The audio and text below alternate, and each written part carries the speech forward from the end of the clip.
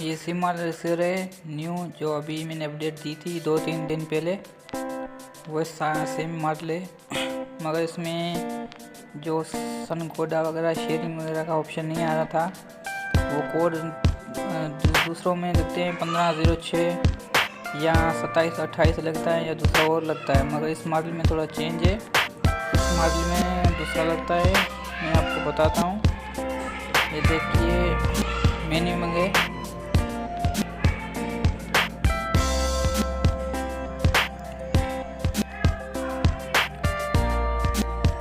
Menu में जाने पर बाद मीडिया में जाओ।